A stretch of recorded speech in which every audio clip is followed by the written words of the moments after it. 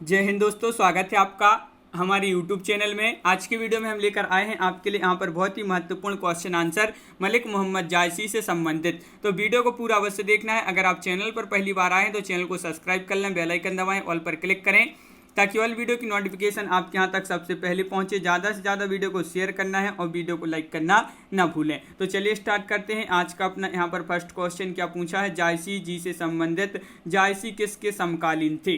जायसी जी किसके समकालीन थे, ये आपको यहाँ पर बताना है। आज का फर्स्ट क्वेश्चन है और आपका यहाँ पर जो सही आंसर है, जायसी किसके समकालीन थे, तो विकल्प नंबर आपका यहाँ पर बी राइट आंसर है। शेर शाह सूरी आपका राइट आंसर होगा। शेर शाह सूरी आपका राइट आंसर है, बिल्कुल सही। मलिक मोहम्मद जायसी के गुरु कौन थे, ये आपको बताना है। मलिक मोहम्मद जायसी के गुरु कौन थे, तो आपका यहाँ पर सही आंसर है। क्वेश्चन नंबर 2 का राइट आंसर है शेख मोहिदी, आपका यहाँ पर सही आंसर होगा, बिल्कुल सही। जायसी के काव्य की भाषा है, तो जायसी के काव्य की भाषा आपको यहाँ पर बताना है।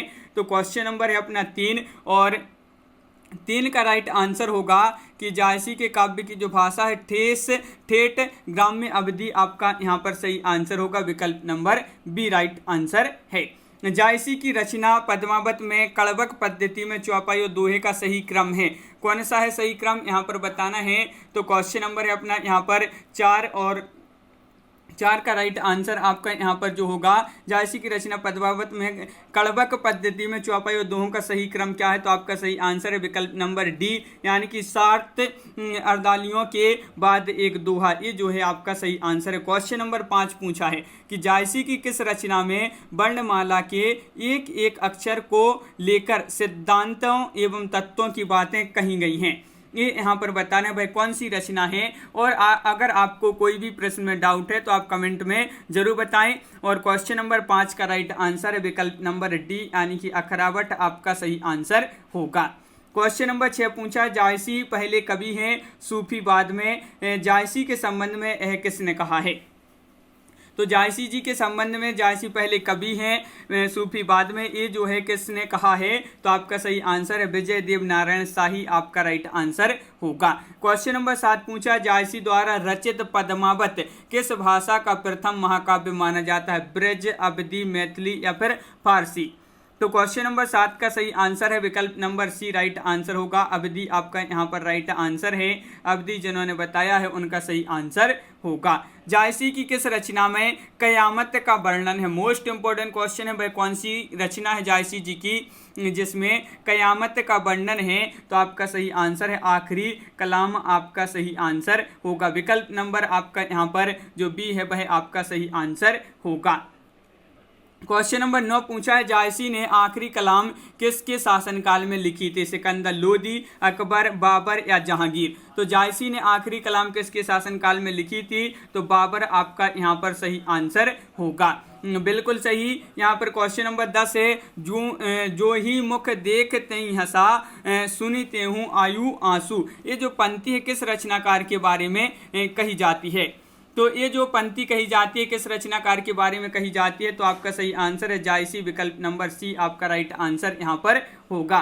किस विद्वान के अनुसार जायसी ने रतन शेखर कथा के आधार पर पद्मावत की रचना की थी, तो किस विद्वान ने, क्वेश्चन नंबर 11 है और 11 का सही आंसर है आपका यहाँ पर विकल्प नंबर बी, यानी कि हरदेव बाहरी। हरदेव बाहरी के अनुसार जायसी ने रतन शेखर कथा के आधार पर पद्मावत की रचना की थी। क्वेश्चन नंबर 12 है, पद्मावत में वर्णित पात्र नागमती किसका प्रतीक है, नागमती बताना है ये किसका प्रतीक है, तो क्वेश्चन नंबर 12 है और 12 का राइट आंसर है, ये जो है सांसारिक आकर्षण का प्रतीक है। क्वेश्चन नंबर 13 पद्मावत काव्य में गुरु का प्रतीक बताना है, पद्मावत काव्य में गुरु का प्रतीक क्या माना गया है, तो क्वेश्चन नंबर है अपना यहाँ पर 13 है और 13 का राइट आंसर है तोता, तोता यानी कि विकल्प नंबर सी आपका सही आंसर होगा। किस विद्वान ने पद्मावत को रूप लोभ की संज्ञा दी है, वह विद्वान कौन है, वह विद्वान कौन है जिन्होंने पद्मावत को रूप लोभ की संज्ञा दी है, तो क्वेश्चन नंबर 14 है और 14 का सही आंसर आपका यहाँ पर होगा, क्या होगा राइट आंसर, आचार्य शुक्ल आपका यहाँ पर सही आंसर है, बिल्कुल सही। विकल्प नंबर डी जो है आपका यहाँ पर सही आंसर है, आचार्य शुक्ल। क्वेश्चन नंबर 15 पूछा, किस विद्वान ने कहा था कि सूफी कवियों में एक ही कवि हैं जायसी, शेष लकीर के फकीर हैं। तो किस विद्वान ने कहा था? क्वेश्चन नंबर 15 का आंसर बताना है। वह विद्वान कौन? हजारी प्रसाद द्विवेदी हैं, बच्चन से हैं, डॉक्टर नगेंद्र हैं, आचार्य शुक्ल हैं। तो 15 का राइट आंसर है आपका विकल्प नंबर बी, बच्चन से हैं। बच्चन से ने यह कहा था। पद्मावत की रचना कब हुई? पद्मावत की रचना कब हुई? तो क्वेश्चन नंबर है 16 और 16 का सही आंसर है आपका कि पद्मावत की रचना कब हुई। तो आपका राइट आंसर है 1540 ईस्वी में। 1540 आपका यहाँ पर सही आंसर होगा। मंझन की रचना मधुमालती की रचना मंझन की रचना मधुमालती की रचना पद्मावत से कितने वर्ष बाद हुई थी? तो कितने वर्ष बाद हुई थी इसकी रचना आपको बताना है। तो आपका यहाँ पर सही आंसर है 17 का बी, यानी कि 5 वर्ष। 5 वर्ष आपका राइट आंसर है। क्वेश्चन नंबर है अपना यहाँ पर 18 कि पद्मावत में जायसी किसका पद्मावत में पद्मावती जो है किसका प्रतीक है? किसका प्रतीक है? सांसारिक आकर्षण, बुद्धि का, गुरु का या साधक का? तो पद्मावती प्रतीक है बुद्धि का। विकल्प नंबर बी आपका सही आंसर है। पद्मावत में राघव चेतन किसका प्रतीक है? क्वेश्चन नंबर 19 का सही आंसर बताना है। 19 का सही आंसर क्या होगा? पद्मावत में राघव चेतन किसका प्रतीक है, ये पूछा है।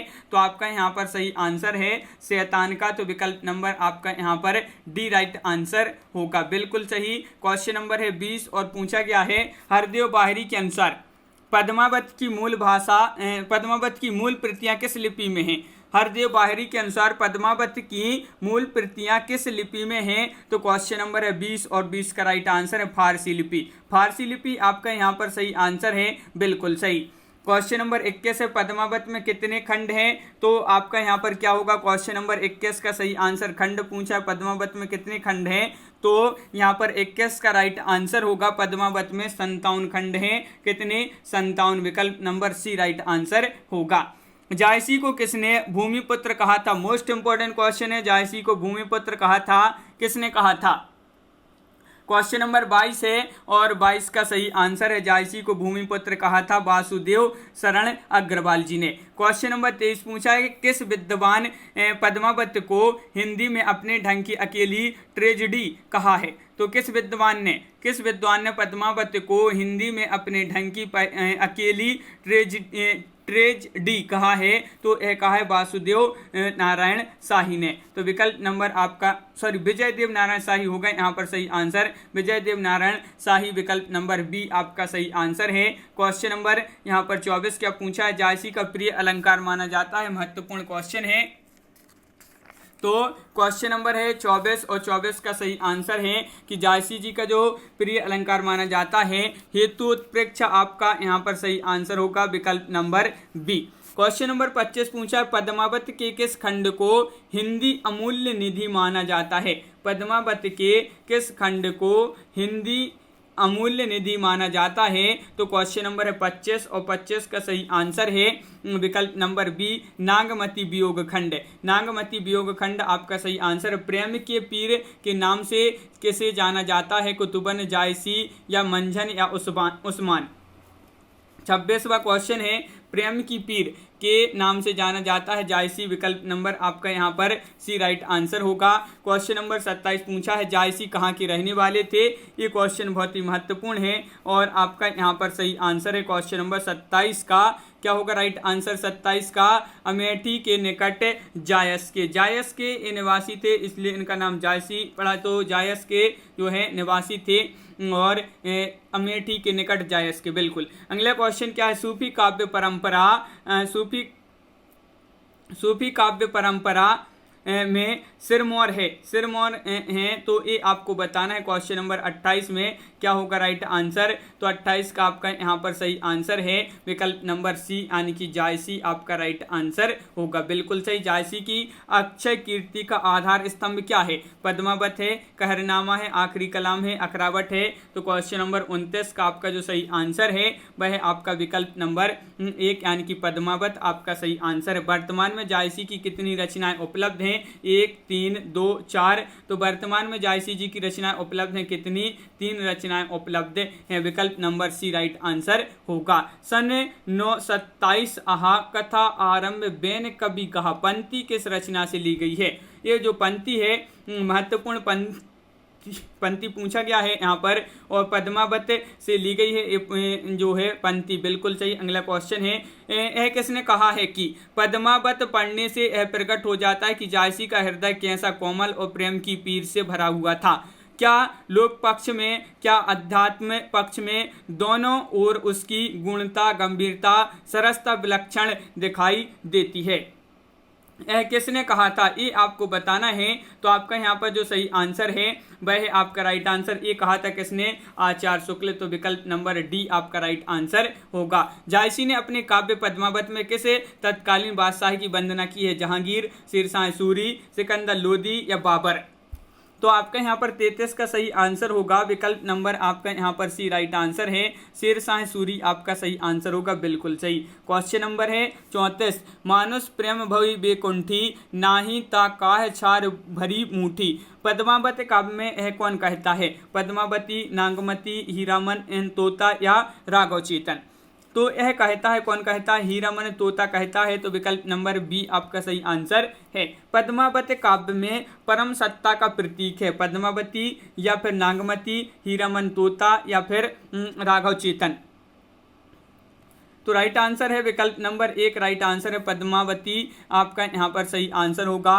यहाँ पर क्वेश्चन नंबर है 36, क्या पूछा है कि प्यूं सो कहूँ संदेशड़ा हे भौरा हे काग, पंक्ति की रचयिता बताना है। तो क्वेश्चन नंबर 36 है, और 36 का सही आंसर विकल्प नंबर सी यानी कि जायसी आपका यहाँ पर राइट आंसर है।